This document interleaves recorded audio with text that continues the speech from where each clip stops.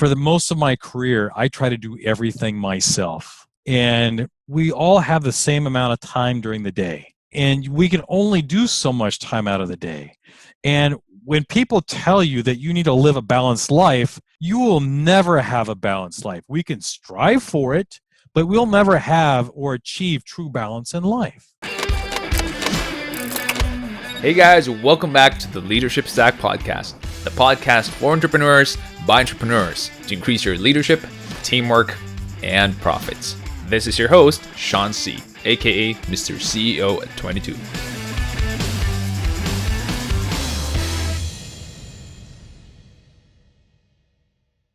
Going back to not having anything in the beginning, I was at the bottom of the barrel. Now, here's the thing. God gives us one great power, and the power is choice.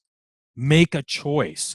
Are you going to stay at the bottom of the barrel, sucking your thumb, whining and crying in the fetal position that you have nothing, that everybody else has everything?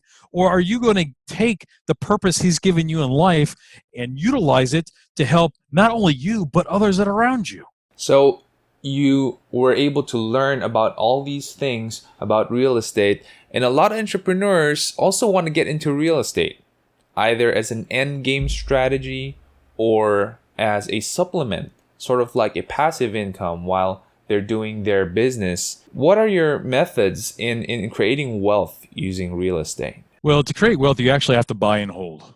Okay? If you think you're going to get wealthy fixing and flipping properties, you're not. You could become cash rich and it could be a great business.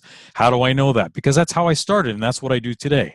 I am known for flipping properties by volume. So for me getting into real estate back in the day, it wasn't about buying and holding. I didn't have the cash to do that. I didn't even own my own home at the time.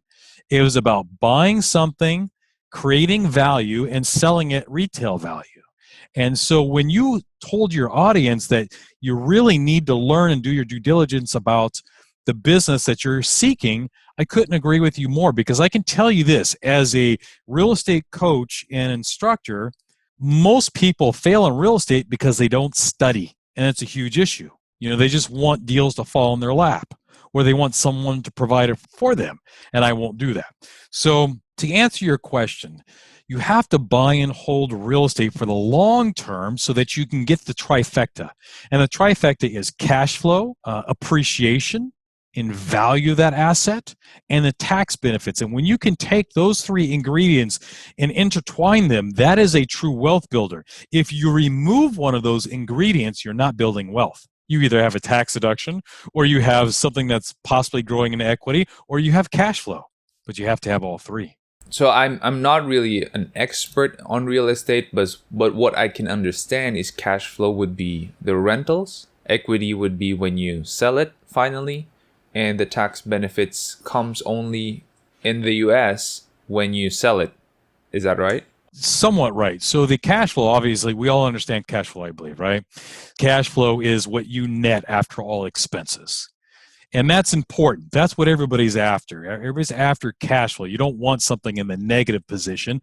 Otherwise, we'll create another recession like we did back in 2008 over here. The appreciation or the equity would come through the principal pay down of a loan, where your loan balance gets lower and the value stays up here, and you create this gap of equity of everything that's in between.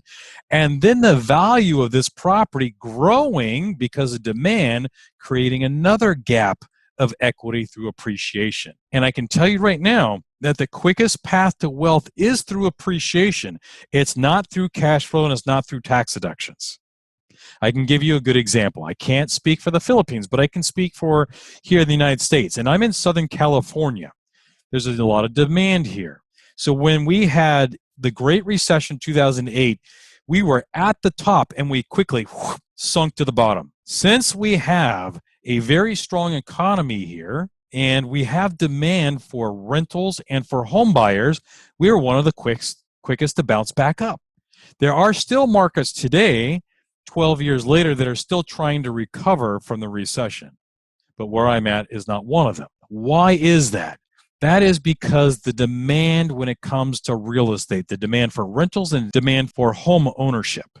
Those people that bought properties in Southern California, all the way up to 2006, well, they bought it at a retail market. But those that came along and bought properties at 2009, 10, 11, 12, and 13 bought way down here.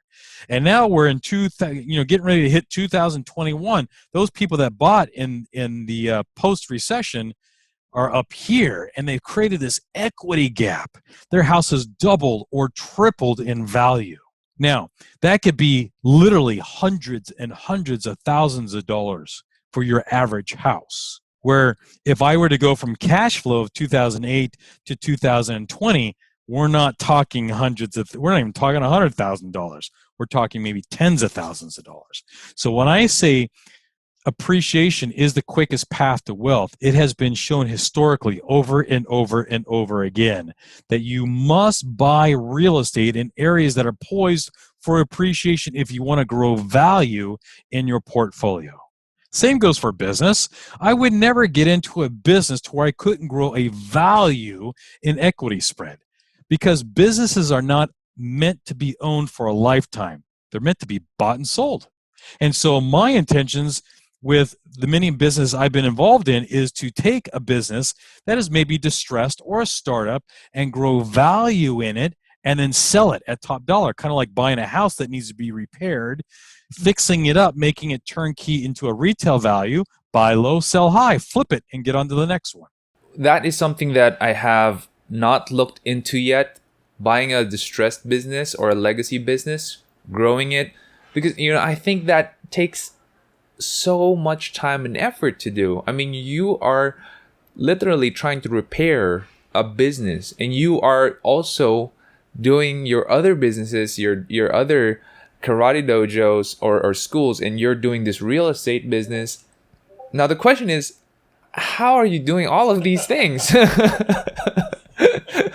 Yeah, I know. My wife looks at me and says, "You're a crazy man." Look, I did it the hard way and the wrong way, meaning that for the most of my career, I try to do everything myself. And we all have the same amount of time during the day. And we can only do so much time out of the day. And when people tell you that you need to live a balanced life, you will never have a balanced life. We can strive for it, but we'll never have or achieve true balance in life. For me, I was kind of acting, I'm going to go back to the Bible. I was kind of acting like Moses. I was trying to do everything. And people run to me, and I'm working, all these hours during the day and night, and I was burning the candle from both ends of the wick, making my life shorter, just like Moses was doing. But God spoke to him. He hit him hard, and he says, "Look, you need to delegate jobs. But if I delegate, I lose control. I'm a control freak. I don't want anybody to sink the ship that I just built." Think about it. Does God delegate jobs? Does he not have archangels out there fighting? Does he not have, other angels doing other stuff? I don't know exactly what happens up in the heavens, but he delegates jobs. If God needs to delegate jobs, this guy right here also needs to delegate jobs, and so do you. Here's the problem that I run into. When you're a startup and you don't have any money, you're wearing all these different hats. You're wearing the receptionist hat, you're wearing the secretary hat, the database manager hat, the webmaster hat, the president, CEO hat, because that's what it says on your business card, right? You're wearing all these different hats. That's a good thing. I like that because it's going to find out if you have the grit to move forward in business. Because if you can't handle wearing all these hats, you should not be in business. Plus, it allows you to learn the different components to your business. And so when you start making some money, people think, "Oh, look, I'm making money." They run out and buy, fish aquariums and figurine dolls that they can put in the background, right? I'm messing with you. So we go buy these shiny things that we like instead of reinvesting that revenue back into the business to delegate jobs that don't make money but are important to maintain the business. So I had to learn that lesson the hard way. I've lost a lot of opportunity and lost a lot of money because I just couldn't take that extra hour to do that opportunity. But today I approach it differently. Now I've made some money, and now I hire jobs out. Am I going to sit down at my computer and learn SEO? Heck no, I'm going to hire Sean's team to do that. I don't have time to learn SEO. That is not my passion. That's not the productivity where I should be. I should be productive and creative in the niche fields that I know I can generate cash and then hire everything else out. Problem is, most people don't want to let go of that money. They're like, oh, that's going to cost me $100. Oh, that's going to cost me how much? That's a problem, Sean. Everybody looks at the cost factor. They're not looking at the investment factor. The return on investment factor is what I should say. Does that make sense?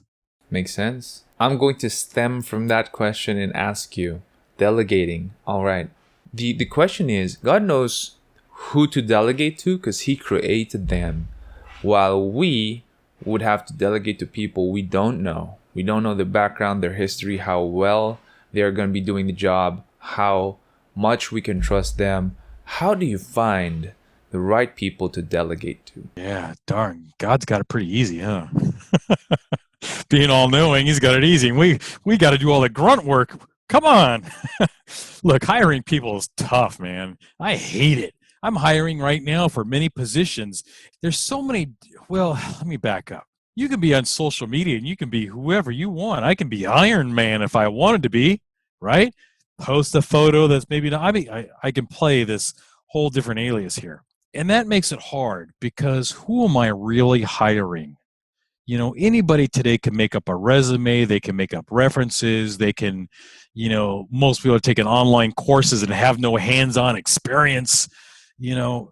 So we go through a pretty hefty screening, and it's not a safe all, you know, because we do fail. We do hire someone thinking, hey, this person's going to be a great addition to our team. And yeah, they start out great, but the next thing you know, they're a little gossiper that's in someone's ear. And the next thing is stirring trouble over here, or something's going on over here.